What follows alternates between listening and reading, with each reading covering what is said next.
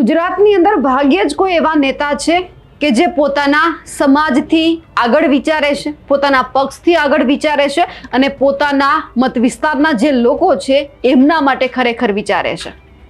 ઘણા બધા નેતાઓને આપણે સાંભળ્યું છે કે એવું કહેતા હોય છે કે મેં મારા સમાજ માટે આ કર્યું છે, મારો સમાજ આગળ આવે એ માટે મેં ઘણી બધી સંસ્થાઓ સ્થાપી છે, જેથી કરીને મારા સમાજના જે બાળકો છે, યુવાઓ છે કે કોઈ પણ વ્યક્તિ છે આગળ આવી શકે.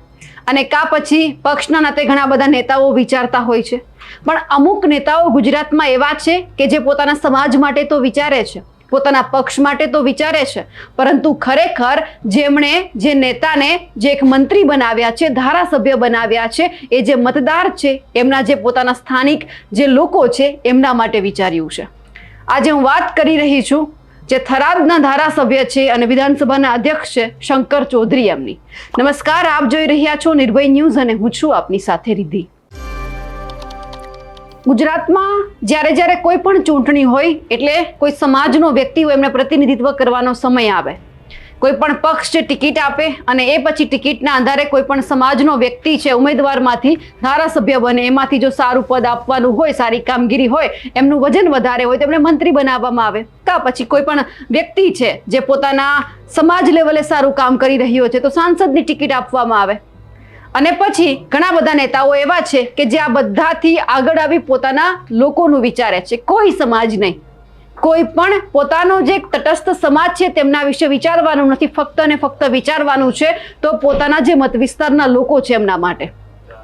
હમણાં 2 દિવસ પહેલા જે બનાસ કેરિયર એકેડમી હતી એમનો ઉદ્ઘાટનનો કાર્યક્રમ હતો અને આ ઉદ્ઘાટનના કાર્યક્રમની અંદર શંકર ચૌધરી સહિત ઘણા બધા નેતાઓ હાજર હતા. અને જે શંકર ચૌધરી છે તેમણે તમામ લોકોને એક વાત કહી છે કે આપણે હંમેશા એવું વિચારતા હોઈએ છીએ કે આપણો સમાજ આગળ આવે, આપણા સમાજના બાળકો આગળ આવે, આપણા સમાજના જેટલા પણ યુવાઓ છે આગળ આવી ભણી ગણીને એક વધારે નામ રોશન કરે, આપણું, આપણા સમાજનું, આપણા વિસ્તારનું. પણ આપણે બધા ક્યારે એવું નથી વિચારતા કે મેં આપણા સમાજ વિશે જો વિચાર્યું છે તો વધારે આગળ વિચારીને મારે મારા વિસ્તારના લોકો માટે વિચારવાનું છે. એટલે આજે વિચાર કર્યો છે તો ફક્ત ને ફક્ત આપણા સમાજનો નહીં પરંતુ આખા વિસ્તારનો, આખા બનાસકાંઠા જિલ્લાનો. કારણ કે જે વ્યક્તિ પાસે કઈ નથી, 15-20 વર્ષ મહેનત કરશે તેમ છતાં તે આગળ નહીં આવે તો પછી એમનું કોણ વિચારશે? એટલા બધાનું વિચાર કરી અને પછી જ્યારે કેરિયર એકેડમી સ્થાપવાની વાત આવી તો ફક્ત નામ આપવામાં આવ્યું બનાસ કેરિયર એકેડમી, જેથી કરીને આ જે સંસ્થા છે તેમાં કોઈ એક સમાજનો બાળક નહીં ભણી શકે પરંતુ આખા બનાસકાંઠા જિલ્લાના જેટલા પણ બાળકો છે, યુવાઓ છે ભણી શકશે. આ બધાની વચ્ચે શંકર ચૌધરીએ વાત એ પણ કરી છે કે આપણે હંમેશા અહીંયાથી પ્રેરણા લેવાની જરૂર છે. આપણે વિચારવાનું છે તો બધા માટે વિચારવાનું છે, કારણ કે દરેક વ્યક્તિ આપણી અંદર આવે છે અને આપણને જ એમણે અહીંયા સુધી બેસાડ્યા છે. આ બધાની વચ્ચે શંકર ચૌધરીએ જે વાત કરી છે તે સાંભળીએ. કદાચ આવડો મોટો ક્લાસ પહેલી વખત ચાલ્યો હશે અને જે વિદ્યાર્થીઓ છે એમને તો કદાચ 45 મિનિટ સુધી સાંભળવાની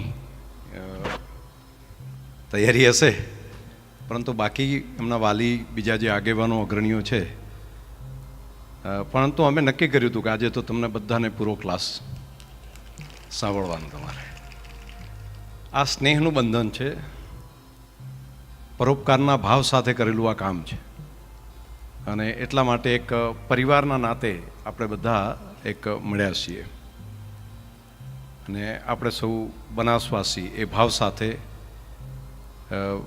મળ્યા છીએ. બનાસ એક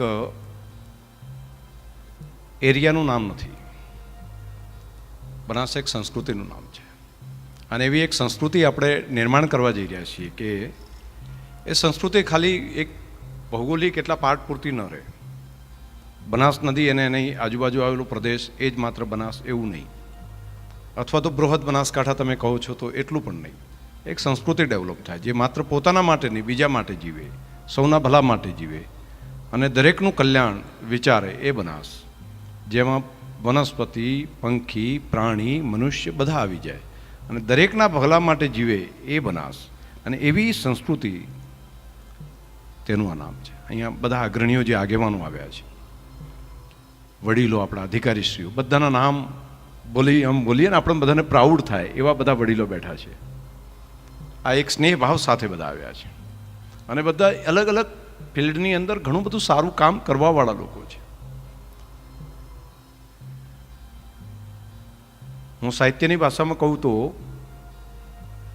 રેશમના તાંતણે બાંધીને ભેગા કરીએ ને તો પણ ના ભેગા કરી શકાય એમ એવા લોકો અત્યારે સામૂહિક રીતે બધા તમે મળ્યા છો. એટલે આ તમને બધાને અભિનંદન. આ કામને કારણે 2-3 બાબતો, એક તો જે કામ કરવાવાળી ટીમ છે તેમને બળ મળશે, શક્તિ મળશે, અને તેમને બધાને એવું લાગશે કે આપણે એકલા નથી, આપણી સાથે આટલા બધા છે. એટલે ઘણી વખત હું પણ એટલી જ જરૂરી હોય છે. અને બાળકો માટે પણ આપણને લાગતું હોય છે ને કે કામ કરવાવાળો દીકરો પરીક્ષાની અંદર આટલા માર્ક પાસ થાય તો મા બાપ એને હાથ પીઠ થપથપાવીને કહે દીકરા કે દીકરીને, બેટા તે સારું કર્યું, તો તેને કામ કરવાનો ઉત્સાહ વધી જતો હોય છે. તો અમારી આ ટીમ માટે પણ મને લાગે છે કે આ હું ફાપવાવાળું કામ છે, પીઠ થપથપાવાળું કામ છે. એટલે એક તમે બધા અહીંયા ઉપસ્થિત રહ્યા. ઘણા બધાએ મારા માટે પણ અહીંયા સારા શબ્દો વાપર્યા, એમનો હું હૃદયપૂર્વક બધાનો આભાર માનું છું, વિદ્યાર્થી મિત્રોનો, બધા અગ્રણીઓનો. પરંતુ આ હું એકલો ન કરી શકું, આ બધી ટીમ વર્કથી થાય છે. હું તો માત્ર વિચાર આપું છું, પરંતુ પુરુષાર્થ કરવાવાળા તો ઘણા બધા લોકો છે, બહુ મોટી ટીમ છે. એક હું વિચાર આપું ને વિચારને અમલ કરવા માટે રાત દિવસ પોતાનો સમય આપવો એ નાની ઘટના નથી, બહુ કામ કરે છે. ત્યારે આ બધું શક્ય બની રહ્યું છે.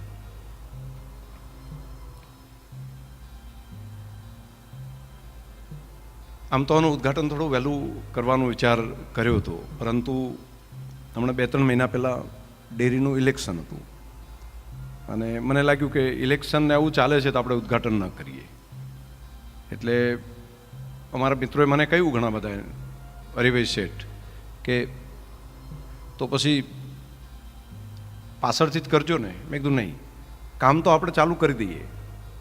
માની લો કે આ બોર્ડે નિર્ણય કર્યો છે અને આ બોર્ડ બદલાઈ જાય તો આપણું આ સપનું ના બદલાવવું જોઈએ, આ કામ આપણું ના બદલાવવું જોઈએ. એટલે કામ તમે ચાલુ કરી દો, એનું ઉદ્ઘાટન તો જે નવું બોર્ડ આવશે કરશે, બાકીના મિત્રો આવશે કરશે, પરંતુ આ કામ ક્યારેય ન અટકે એના માટે આપણે બધા કામને ચાલુ કરી દઈએ. ઉદ્ઘાટન પાછળથી કરીશું. તો ઉદ્ઘાટનનો પછી આજે સમય નક્કી કર્યો, બાકી એકેડમી આપણી સ્ટાર્ટ થઈ ગઈ છે.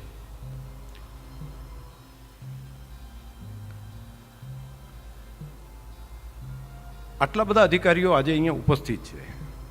એ રવિવારનો દિવસ છે અને રવિવારનો દિવસ બધા માટે, પોતાના ફેમિલી માટે હોય, પોતાના સંબંધીઓ માટે હોય, અને એ પોતાના માટે. નહીંતર આખો દિવસ એમને કેટલું કામ કરવું. હું તો જોઉં છું અધિકારી તરીકે, આપણને લાગે સહેલું, સવારથી સાંજ સુધી, રાત સુધી. ઘણી વખત મને લાગે કે હું આજે 2 કલાક જ ઊંઘ્યો, 3 કલાક જ ઊંઘ્યો, બાકી કામ મેં કર્યું. તો મારા કરતાં પણ અમે સવારે જઈએ ત્યારે તો એ કામ હોય, અમે રાત્રે સાંજે ગયા હોય ત્યાં સુધી ફોન કરીએ, ત્યાં વાત કરીએ, ત્યાં સુધી પણ એ અવેલેબલ હોય. તો એ પણ કેટલું બધું કામ કરતા હોય છે. અઠવાડિયાના આટલા કલાક, આટલા દિવસ એ પોતાની ડ્યુટી, પોતાનું કામ કરતા હોય, અને એમાં એક દિવસ બચ્યો હોય, રવિવાર. અને રવિવાર આપણે અહીંયા નિમંત્રણ આપ્યું તો એ ક્યારે આવે ખબર છે? એ આપણા દીકરા દીકરી જે ભણે છે ને એને પોતાના ગણ્યા હોય તો એ આવે. એને લાગે કે આ મારા જ, અને જે મારો હોય ને એનો ભાર ના હોય. જે પોતાનો હોય ને એનો ભાર ના હોય, જેમ ભાઈનો ભાર ના હોય. નાની દીકરીનું એક્ઝામ્પલ છે કે એ તો મારો ભાઈ છે ને, તો એનો વજન એને ના લાગે બેનને. તો એ રીતે આ મારા છે એટલે એમને ભાર ન લાગ્યું અને બધા આવ્યા. એ તમામ મિત્રોને હું ધન્યવાદ આપીશ કે તમારો પરોપકારનો ભાવ, તમારું આત્મીયતા, એને ઈશ્વર હજુ વધારે જળવી રાખે અને તમને બધાને શક્તિ મળે. બીજા પદાધિકારીઓ આવ્યા છે, અગ્રણીઓ, ધારાસભ્યશ્રીઓ, પૂર્વ ધારાસભ્યશ્રીઓ, મહેમાનો, આગેવાનો. એ પણ છે પાલનપુરથી અહીંયા સુધી આવ્યા છે. અને રવિવારનો દિવસ એટલે ઓફિસોનું કોઈ કામ નથી હવે. નહીંતર તો એવું થાય કે આજે મંગળવાર છે તે કાંટો મારતા જશો સચિવાલય. તો એવું નહીં, સ્પેશિયલ આ કામ માટે આવ્યા છે. અને સ્પેશિયલ આ કામ માટે આપણા દીકરા દીકરીઓને મોટિવેશન મળે તે માટે આવ્યા છે. એટલે આ વાતને પણ હું ખૂબ બિરદાવું છું, બધાને ખૂબ અભિનંદન આપું છું આ બંને કામ માટે. અહીંયા કેમ્પસની અંદર ભાઈ સુખડિયાભાઈ મેં પહેલી વખત જોયા, વેદ નામ આપ્યું છે ને મને ગમ્યું નામ. મારા દીકરાનું નામે વેદ છે. અહીંયા આવ્યો ત્યારે અહીંયા બોર્ડ મારેલું હતું એટલે મેં એને કહ્યું, મને કે પપ્પા મારા જ નામથી લાગે છે. મેં કીધું હા, તારું નામ સારું છે, તું આ જા. પણ એ વેદ ઇન્સ્ટિટ્યૂટ ને જગ્યા જે આપવાનું કામ, આ જગ્યા ઉપર હું આવેલો છું. અને આપણા કનુભાઈ એક વખત ઊભા થાવ ને તમે, એમણે ના કીધું કે તમારે ખર્ચો પડે ચિંતા ના કરતા. કનુભાઈ માટે એક વખત તાલી બધાવો બધા. લગભગ આંજણા સમાજનું જે સંસ્થા બનાવવાની હતી ત્યારે મને બધાએ કીધું કે એક અમે જગ્યા લીધી છે અને કનુભાઈને એમના મિત્રોએ બધાએ લઈ લીધેલી અને મને કે તમે જોવા માટે આવો. એટલે હું અહીંયા જોવા આવ્યો એમની સાથે. અને રમેશભાઈ એ વખતે પછી મેં આ જગ્યા રિજેક્ટ કરી હતી. એમને કીધું કે અહીંયા ન કરાય તમારે. એટલે કનુભાઈ એ ટાઈમે કે આ તો મેં લઈ લીધી છે, અમે બાનું આપી દીધું છે, તો કે અમે લઈ લઈશું એમ. મેં કીધું તમે લઈ લો, પણ તમારે કરવું હોય ને તો ફ્યુચર આ બાજુ મને દેખાય છે. આમ સમજીને મેં તે દિવસે આ જગ્યા એમને માટે ના કરો. પણ નિયતિ કેવું નક્કી કરે છે મણિભાઈ કે આજે અહીંયા આગળ જ બનાસકાંઠાની એકેડમી અહીંયા ચાલી છે. એટલે અમુક ટાઈમે નિયતિનો રોલ અલગ હોય છે અને આજે અહીંયા એકેડમી કદાચ એ ચાલુ થઈ શકી. અને કનુભાઈએ આ સંસ્થાને ત્યાં આપી હશે તમે ભાડે, એ મને ખબર નહોતી. અમારી ટીમ ફરતી ફરતી ગઈ, અમારા વાઘેલાભાઈ, પીજેભાઈ, ભરતભાઈ, અમારા 10-15 અધિકારીઓની ટીમ એ શોધતા તપાસ કરી કે આ જગ્યા અમને સારી લાગે છે. એ પછી મેં કનુભાઈને વાત કરી. એટલે કનુભાઈ કે મારું ભાડું ભાડે મેં આપેલું છે, પરંતુ હવે આ સંસ્થા ચાલુ થતી હોય તો મારા ભાડામાં એમાં કંઈ નુકસાન પડે તો તમારે એ બધું ભરપાઈ હું કરી દઈશ, તમે ચિંતા ના કરશો. પરંતુ જો બનાસકાંઠાના દીકરા દીકરી ભણતા હોય તો ખૂબ સારું. સંજોગ કેવા ઊભા થાય છે. પરંતુ આજે કેમ્પસ આખું બદલાઈ ગયું છે. આજે ખૂબ પોઝિટિવનેસ મને દેખાય છે. એ પહેલાં તે દિવસે આવ્યો હતો ને આજે જોઉં છું તો મને બિલકુલ અલગ લાગે છે. તો આ એક નિયતિ ક્યારેક ક્યાંથી ક્યાં સુધી ક્યારે લઈ જાય છે કંઈ ખબર નથી હોતી. આપણે ઇન્ડસ્ટ્રીયાલિસ્ટો આવ્યા છે, સમાજ જીવનના આગેવાનો આવ્યા છે, વિવિધ પાર્ટીઓના આગેવાનો આવ્યા છે. આ વિચાર એ રીતે આવ્યો હતો, હું ગાંધીનગરની અંદર રહું, અહીંયા સચિવાલયની અંદર હોઉં, અલગ અલગ જગ્યાએ કાર્યક્રમમાં જાઉં તો અલગ અલગ જ્ઞાતિઓ જે ખાસ કરીને આર્થિક સક્ષમ છે એવા બધા પોતાની જ્ઞાતિઓના ઇન્સ્ટિટ્યૂટ બધા કરતા હતા. અને આ સમાજ કરે, એના બીજા સમાજો કરે. તો એ કાર્યક્રમમાં અમને બોલાવે, વાત કરે. ત્યારે મને મનમાં વિચાર આપ્યો કે મારો બનાસકાંઠા જિલ્લો જે છે, બનાસકાંઠા એટલે આપણો જેને આપણે બૃહદ બનાસકાંઠા કહીએ છીએ, તો એમાં તો એટલા બધા ઉદ્યોગપતિઓ પણ નથી. તેની અંદર તો અને છે તો પણ જિલ્લામાં કદાચ સ્થાયી બહુ ઓછા હશે. અને middle class, lower middle class અને ગરીબ લોકો જ છે. તો મોટાભાગે દાન આપવાનું કામ તો જેની પાસે વધારે પૈસા હોય કરી શકે. પણ અહીં તો કોઈ 500 કરોડ 1000 કરોડવાળા લોકો શોધવા બેસીએ તો આખા જિલ્લામાં નથી કોઈ, ત્યાં રહેતા નહીં હોય. હશે તો પણ બહાર હશે. તો પછી બનાસના સામાન્ય માણસ માટે કોણ કરશે? જે એવો હશે કે જેના માટે હજુ પણ 5 વર્ષ 10 વર્ષ 20 વર્ષ સુધી એ વિચારી નહીં શકે, તો એના માટે કોણ વ્યવસ્થા કરે? તો આવી તો કોઈ જ્ઞાતિ પણ નથી કે જે એટલું બધું કામ પૈસા ખર્ચીને આવું કરી શકે, જે પોતે એવી વ્યવસ્થા કરી શકે. અહીં તો મિડલ ક્લાસ, ખેતી પશુપાલનનો ધંધો કરવાવાળા મોટાભાગના લોકો છે. એટલે વિચાર એવો કર્યો કે આપણે બધા માટે કરીએ અને દરેકનું કલ્યાણ થાય એના માટે કરીએ. અને દાતાઓ માટે જે ડેરીમાંથી કદાચ ખર્ચો નહીં કરી શકાય, અમે ચર્ચા કરી તો કે ડેરીમાંથી ખર્ચો નહીં કરી શકાય કાયદા પ્રમાણે. મેં તો કંઈ વાંધો નહીં, ડેરીમાંથી ખર્ચો નહીં કરી શકાય તો દાતાઓને વિનંતી કરીશું. અને જ્યાં જ્યાં મારા સંબંધો વ્યક્તિગત છે, જ્યાં આપણા બધાના સંબંધો છે, બધાને આપણે પ્રાર્થના કરીશું. એમને પણ કહીશું કે આપણે બધા ભેગા થઈને આ કામ કરીએ છીએ, આવું સારું કામ છે, તો તમે મદદ કરો અને કરશે. અત્યાર સુધી કોઈને કહેવાની જરૂર નથી પડી. આજ દિવસ સુધી સામે ચાલીને બધા લોકોએ કહ્યું છે કે અમે આટલી મદદ કરશું, આટલી વ્યવસ્થા કરશું. ને એ તંત્ર સરસ મજાનું આપણી મેડિકલ કોલેજ અને પછીનું જળસંચયનું કામ, વૃક્ષારોપણનું કામ અને આ કામ પણ ચાલે છે. શરૂઆત આર્થિક બાબત હતી તો ત્યાંથી કરી. રહી વાત ટેલેન્ટ નહીં, તો મારા મનનું એક માન્યતા એવી છે અને આ માન્યતા મારો ભ્રમ નથી બની. હું પોતે એવું માનું છું કે બનાસકાંઠાના ધરતી, આપણું જીન્સ આ ધરતીનું એ બ્રિલિયન્ટ છે. અને આવી મારી માન્યતા હવે ઘર કરી ગઈ છે. અને હું શાળા કોલેજોમાં જઉં છું, પ્રાથમિક શાળામાં જઉં છું, વિદ્યાર્થીઓને મળું છું, સામાન્ય માણસને મળું છું. ખૂબ હોશિયાર લોકો છે, પરંતુ એને ખબર નથી કે મારે આ હોશિયારને કઈ દિશામાં વાપરવી. એટલે એ આજુબાજુ હોશિયારીનો ઉપયોગ કરે છે અને મોટાભાગની હોશિયારીનો ઉપયોગ એવો કરે છે કે જેમાં એની પ્રગતિ નથી થતી, એકબીજાની પ્રગતિ એને પ્રયત્ન જે કરવો પડે નથી કરી શકતા. અને બસ આ એની નાનકડી ખામી છે. બાકી એટલા બ્રિલિયન્ટ લોકો છે, એટલા હોશિયાર છે કે જો સડસડાટ બાકીના લોકો ચાલે છે એ જ દિશામાં જો બધા ચાલવા મળે તો ક્યાંય ના ક્યાંય બધા પહોંચી જાય. પરંતુ આજુબાજુનું એક વર્તુળ બની ગયું છે અને એ વર્તુળમાંથી લોકો બહાર નથી નીકળી શકતા. એ વર્તુળમાંથી બધા બહાર નીકળવાનું નથી થતું. તો આ બ્રિલિયન્ટને, આ ટેલેન્ટને એક દિશા મળે. અને આ કામ આજે તો આપણો પ્રયત્ન એ ચાલે છે કે જીપીએસસીની તૈયારી કરાવીએ, પછી એમાંથી કંઈ વધારે લાગે સ્કોપ તો એમને યુપીએસસી માટે પણ તૈયારી કરાવીએ. પરંતુ આ પૂર્ણ વિરામ નહીં હોય, અથવા તો માત્ર આટલું જ કરવું તેવું નથી, માત્ર અધિકારી જ બનાવવા એવું નહીં. મોટો સ્કોપ એ દુનિયાની અંદર છે અત્યારે કોર્પોરેટ જગતમાં. અને કોર્પોરેટ જગત ખૂબ મોટું છે, જે અત્યારે સમાજ જીવનનું લીડ કરી રહ્યું છે. પહેલાં થોડા સમય પહેલાં લીડ રાજનીતિ કરતી હતી, પરંતુ અત્યારે વિશ્વની અંદર તે કોર્પોરેટ જગત રોલ કરી રહ્યું છે. અને કોર્પોરેટ જગતની અંદર આપણા દીકરા દીકરીઓને મૂકવા જોઈએ.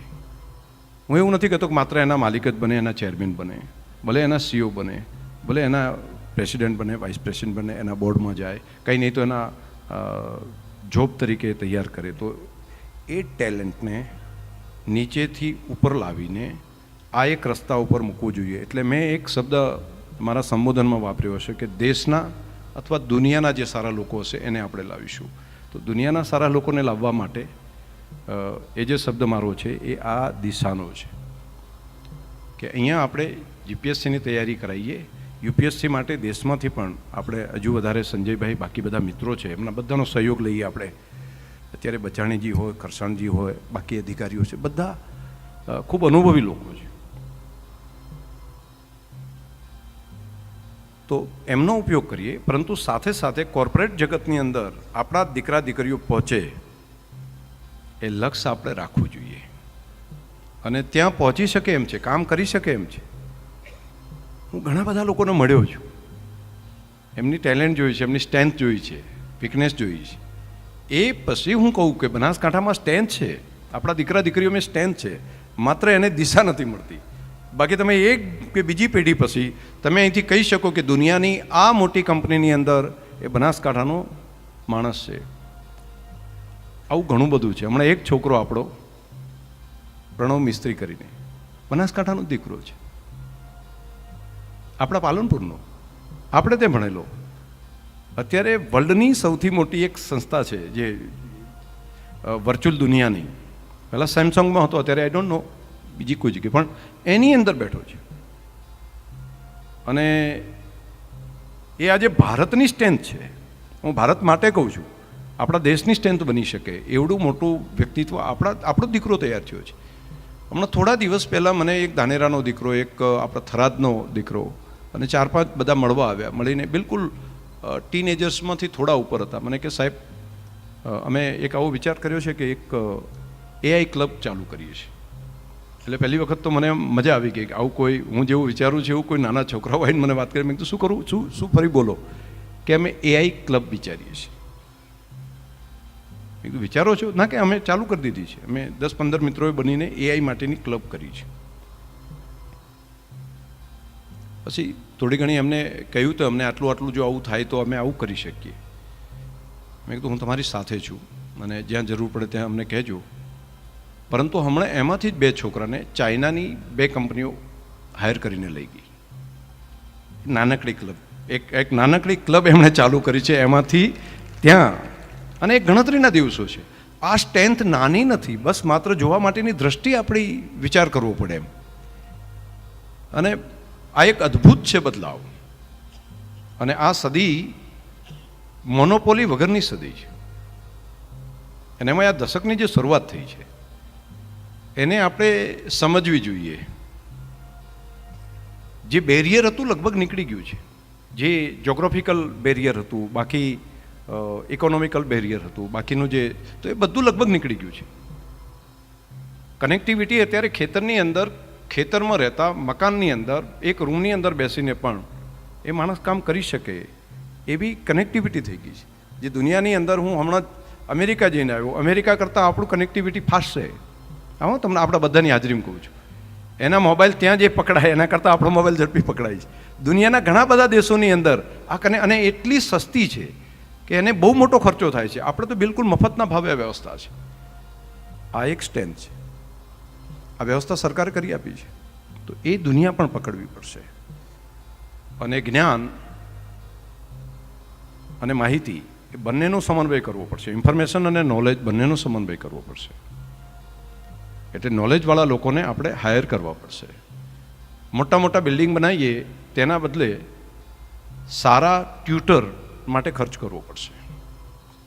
અને આ એકેડમીની અંદર પણ અમે એટલા માટે જ વિચાર કર્યો કે મોટું બિલ્ડિંગ બનાવવાનો પહેલો વિચાર, બાકી બધાને શું આવે કે આપણે મોટું મકાન બનાવો, અને બધા લોકો પહેલું મકાન બનાવે અને મોટું મકાન બનાવીને એની અંદર કરોડો કરોડો રૂપિયા બધા ખર્ચી નાખે.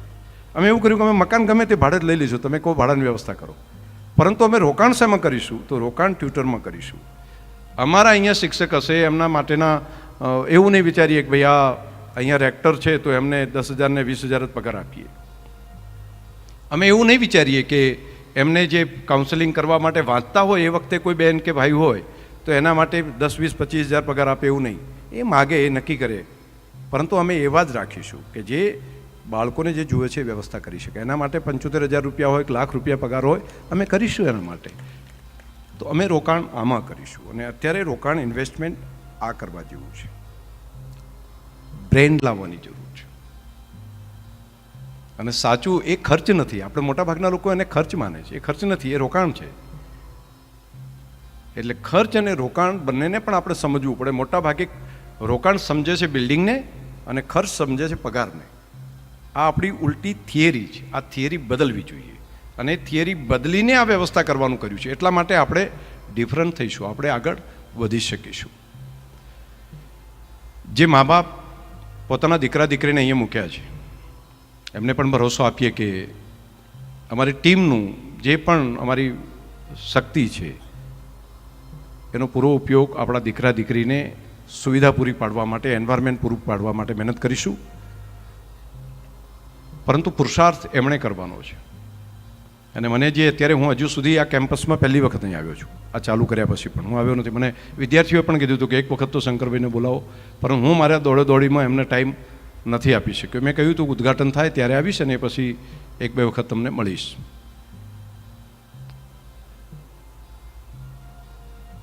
પરંતુ સમાચાર એ મને મળે છે કે એ લોકો ખૂબ મહેનત કરે છે. નવરાત્રિના કાર્યક્રમ માટે મને વાત કરી હતી કે નવરાત્રિનો કાર્યક્રમ કર્યો છે. મેં કીધું નવરાત્રિ રમશે આ બધા? એટલે કે હા રમશે. મેં કીધું કેટલા દિવસ? એટલે મેં ખાલી જાણ કરી. મેં કીધું 9 દિવસ જો રમતા હોય તો અરે ભણવામાં કોઈ ઠેકાણું ના રહે. મને કે ના સાહેબ, એક જ દિવસ રાખ્યો છે નવરાત્રિ. મેં કીધું હા તો બરાબર છે. એટલે બાકીના પૂરો સમય એ લાગી પડ્યા છે. પરંતુ થોડા ફ્રેશ થવા માટે મેડિટેશન, હજુ પણ જરૂર પડે તો વોલીબોલ કે એવું રાખવાનું. થાકી જાવ ને માનસિક તો એવું કંઈક કરવાનું, એવી રમત પણ રાખવી જોઈએ. એવી પણ વ્યવસ્થા એક કરો. એના કારણે નુકસાન નહીં થાય. અડધો કલાક ફરી ફ્રેશ થઈને આવશે ને તો વધારે ચાલે ને સંજયભાઈ? આવું પણ કંઈક. બાકી બધાનો અભિપ્રાય છે એટલે બધાનો લેજો, પરંતુ મારો એવો અભિપ્રાય છે કે માઇન્ડ ફ્રેશ સાથે કામ કરો ને તો થોડું વધારે સારું કરી શકાય છે. અને રહી વાત ખર્ચની, તો ખર્ચની બહુ ચિંતા ન કરાય. એના માટે જે પણ આપણે ત્યાંથી વ્યવસ્થા થાય એ બધી કરીએ. અને એના માટે આપણે સક્ષમ છીએ. આપણે કહીએ તો અહીંયા કેટલા બધા ઇન્ડસ્ટ્રીયાલિસ્ટો આપણે ત્યાં આવ્યા છે. એટલે બનાસકાંઠાનું ગૌરવ કેવા ઉદ્યોગપતિઓ બધા આવ્યા છે. તો આપણે એમને પણ ક્યારેય લગભગ આવી બાબતમાં કહેવાની જરૂર નથી પડતી. બાકી કહીએ તો એ પણ ઉદારતાપૂર્વક બધા આપે. એટલે તમે ખર્ચની કે એની ચિંતા ત્યાં ન કરતા, બધી વ્યવસ્થા થશે. અને અમે અહીંયા આગળ 50 લોકો એવા છીએ અહીંયા બેઠેલામાં છે કે અમે પણ બધા ખર્ચ કરી શકીએ એવા છીએ. પણ આમાં આપણી સ્ટ્રેન્થ બનાવીએ, આમાં કંઈ ખામી ન રહે. એના માટે આપણે વ્યવસ્થા, સુવિધા આપવાની વ્યવસ્થા કરીએ. બાકી એમનો પુરુષાર્થ પૂરેપૂરો કરાવો. અને ભાઈ ભટ્ટજીને એમને ટીમને કહું છું, સ્પીપા જે પ્રમાણે છે એ ગવર્મેન્ટની વ્યવસ્થા છે. અને આ જ પ્રમાણેની એક કોઓપરેટિવની આ ઇન્સ્ટિટ્યૂટ બનશે. અને એમાં તમે એક અદ્ભુત હશે કે લોકો વેદની રૂચા છે ને, સંગસ્વદમ સંવદધ્વમ સંભો મનાસી જાનત દેવા ભાગમ યથા પૂર્વે સંજાના ઉપાસતે. તો સાથે મળીને આવું પણ કરી શકાય અને એમાં તમારી પણ ક્રેડિટ ખૂબ મોટી થશે. એટલે તમે જે કામ કરતા હોય એમાં થોડું વિશેષ અહીંયા ફોકસ મને ભરોસો છે કે તમે કરશો. આજે મળ્યા બધા ખૂબ આનંદ થયો.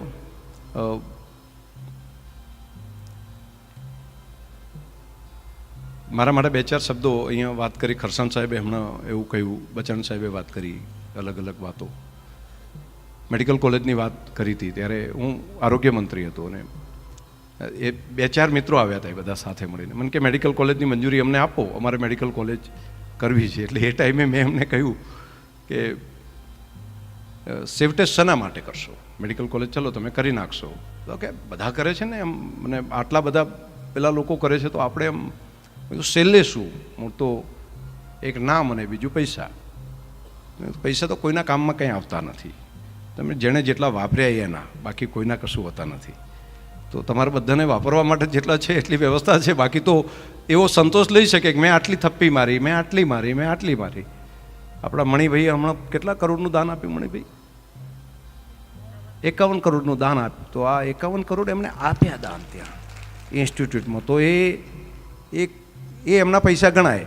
બાકી તેમની પાસે ગમે એટલા હોય તો એ પોતે જાતે રાજી થાય અને જાતે એમ કે મેં મારા છોકરાને આટલા આપ્યા, પછી છોકરાને તો એના છોકરાને એને આપ્યા, એના છોકરાને એને આપ્યા. એટલે હું એક ઉદાહરણ આપતો હોઉં છું. અહીંયા પણ ઘણા બધા મિત્રોને કામ આવે એટલા માટે ફરી એક વખત રિપીટ કરાવું છું.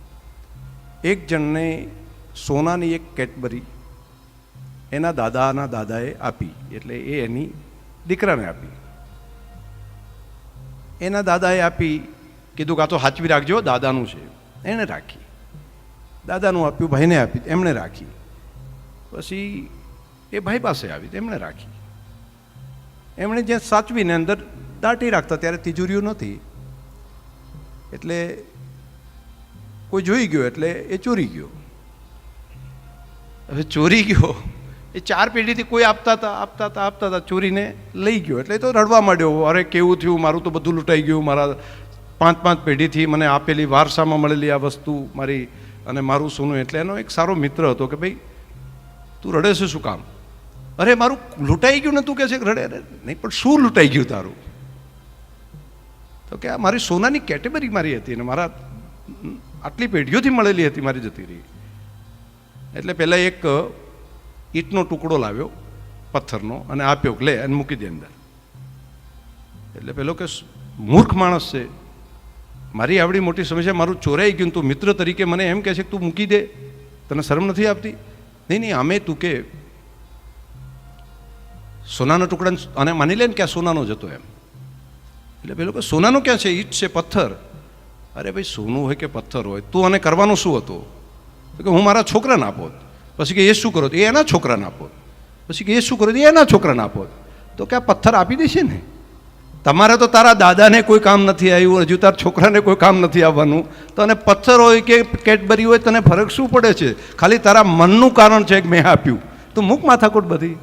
મોટા ભાગનું ધનની બાબત પણ આવી છે. એક લિમિટથી ઉપર ગયા પછી દરેકને કોઈને પોતાને કામ નથી આવતું. મોટા લોકોનું જેનું જ્યાં હોય છે ત્યાં જતું હોય છે. જેની પાસે જે વાપર્યું હોય, સત્કાર્ય માટે વાપર્યું હોય, એ પોતાનું હોય છે. બાકી તો સંતોષ માળે મેં આટલું રાખ્યું, મેં આને આપ્યું. તો આ એક દાનનું કામ પણ ખૂબ મોટું કામ છે. હું અહીંયા આપો એના માટે અહીંયા આજે દાનની જરૂર નથી. આજે અમારી પાસે ચાલે એટલા પૈસા છે અને આજે અમારી પાસે એટલા દાતાઓએ પણ સામેથી મને કહ્યું છે કે મારે હજુ તમારે નવું ઇન્સ્ટિટ્યૂટ બનાવવું હોય તો એના માટે પણ પૈસા અમે આપશું. એટલે એમને પણ મેં અત્યારે કહ્યું છે કે હાલ જરૂર નથી, પરંતુ ગાંધીનગરમાં આનું સારું રિઝલ્ટ 1-2 દિવસમાં મળી જાય, 1-2 વર્ષમાં, તો એ પછી સારું ઇન્સ્ટિટ્યૂટ અહીંયા પોતાનું નિર્માણ કરીશું. એ ટાઈમે એમને 2-3 વર્ષ પછી આપણે કહીશું અને એના માટેના પ્રયત્નો આપણે કરીશું કે સ્થાયી હોસ્ટેલ હોય, સ્થાયી વ્યવસ્થા હોય અને માત્ર ક્લાસ 1-2 બને એટલું જ નહીં. આ દુનિયા પણ મેં જે કહી છે એ કોર્પોરેટ જગત સુધી બધા લોકો પહોંચે અને તે માટે ક્યાંય જરૂર પડશે તો આપણે કરીશું. નાના સ્કિલ માટે પણ વ્યવસ્થા કરી રહ્યા છીએ, એને પણ આગળ વધારીશું કે ઘણી બધી કંપનીઓમાં જે ઓછું ભણેલા છે એ લોકોને જોબ મળી જાય. તો આજે જાપાનની સાથે અમારે ચર્ચા થઈ છે. તો એ લોકોએ કહ્યું છે કે તમે ડેરી અને એનિમલ હસબન્ડરીના કામ કરતા હોય એ લોકોને અમારે ત્યાં મોકલો અમે 1,00,000-1.5 લાખ રૂપિયાનો પગાર આપશું. તો બનાસ ડેરી અત્યારે એ પ્રયત્નમાં વિચારી રહી છે કે એમાં શું કરી શકાય. તો એ જરૂર પડે ત્યાં કરીશું. 2 દિવસમાં ઇઝરાયલ પણ હું જઉં છું. ત્યાં પણ ઇઝરાયલ અને ભારતે પણ ઘણા બધા કોન્ટ્રાક્ટ કર્યા છે ને કૃષિ અને પશુપાલન આ 2 વિષયમાં ઘણું બધું કામ ચાલે છે. તો એક સ્કિલ એવી ડેવલપ કરીએ કે જે દુનિયાને જુએ છે એવી આપીએ, ઇન્ડસ્ટ્રીઝને જુએ છે એ પ્રમાણેની વ્યવસ્થા કરીએ. અને બીજું, ભવિષ્યની અંદર ટેલેન્ટની જ્યાં જરૂર પડે એના માટે પણ આપણે ભેગા મળીને કામ કરશું. પોતાના માટે સૌ કોઈ જીવે, પ્રાણી, પંખી, બધા લોકો, પરંતુ બીજાના ભલા માટે જીવવાનો ઈશ્વરે બુદ્ધિ મનુષ્યને આપી છે. એ બીજાના ભલા માટે જીવે, સૌના કલ્યાણ માટે જીવે, એ ઈશ્વરની કૃપા છે અને આપણને બધાને મળ્યું છે. એટલે આપણે પણ માનવ તરીકે બધા ભેગા મળીને જીવીએ. આપ સૌને હૃદયથી અભિનંદન, પૂરી ટીમને અભિનંદન. કામ કરવાવાળા મિત્રોને થાકતા નહીં, બધા કામ તો હજુ ઘણું કરવું પડશે. અને અમારા બોર્ડ ઓફ ડાયરેક્ટરને પણ હું કહું છું કે હજુ ખૂબ કામ કરવું પડશે. અમારા અધિકારીઓને પણ કહું છું, બનાસને આગળ લઈ જવો પડશે ને તો ખૂબ કામ કરવું પડશે. અને કામ કરવાથી શરીર ક્યારેક થાકી જાય, પરંતુ મનનો ઉત્સાહ જરાય ઓછો ન કરશો. અને આ જેટલા સમય છે આપણે બહુ ઓછા ટાઈમ માટે, 70, 80 કે 90 વર્ષ માટે જ આ પૃથ્વી ઉપર છીએ. અને જેના 50 વર્ષ નીકળી ગયા છે એ લોકો તો હવે 30, 40 વર્ષ જ છે. એમાંથી એ છેલ્લા 8-10 વર્ષ તો શરીર બિલકુલ નકામું થઈ જાય છે, પછી કોઈ કામ જ નથી કરતું. 90 ઉપર તો પછી શરીર કામ નહીં કરે. તો જેટલો સમય છે એટલો સમય આ શરીરને પૂરું એવું ઘસી લઈએ કે જ્યારે ફરી પાછું માટીમાં મળી જાય ત્યારે એવું ન થઈ જાય કે હતું એમને આખે આખું આપી દીધું. પૂરું ઘસી લઈએ અને એ પ્રમાણે ઘસીએ, પરોપકારના ભાવ માટે ઘસી લઈએ. અને પરોપકારના ભાવ માટે એને પૂરેપૂરો એનો ઉપયોગ કરી અને દરેકનું કલ્યાણ થાય એના માટે કરીએ. આપ સૌને હૃદયથી ખૂબ ખૂબ અભિનંદન, ખૂબ શુભકામનાઓ. શંકર ચૌધરીએ જે વાત કરી છે એમના ઉપરથી સ્પષ્ટ એવું દેખાય છે કે જે આપણા ગુજરાતની અંદર સમાજના વાડા છે એમને દૂર કરવાની જરૂર છે. કોઈ પણ નેતા છે એ કોઈ પણ સમાજનો તો હોવાનો છે, તો એ નેતાએ પણ પોતાના સમાજમાંથી બહાર આવવું પડશે. પોતાના મત વિસ્તારના બધા જ લોકો માટે વિચારવું પડશે, કારણ કે મત ફક્ત એમના સમાજે એમને નથી આપ્યો, બધા જ લોકોએ આપ્યો છે. એટલે બધા જ લોકોની જવાબદારી એમના માથા ઉપર હોય છે અને જવાબદારી સાથે એમણે આગળ વધવાનું હોય છે. શંકર ચૌધરીએ બનાસકાંઠા જિલ્લાના લોકો માટે જે કર્યું છે તેમને લઈ આપ શું માનો છો? કમેન્ટ કરીને ચોક્કસથી જણાવજો. સાથે જ અમારી નિર્ભય ન્યૂઝ ચેનલને લાઇક, શેર અને સબસ્ક્રાઇબ કરવાનું ભૂલશો નહીં. નમસ્કાર.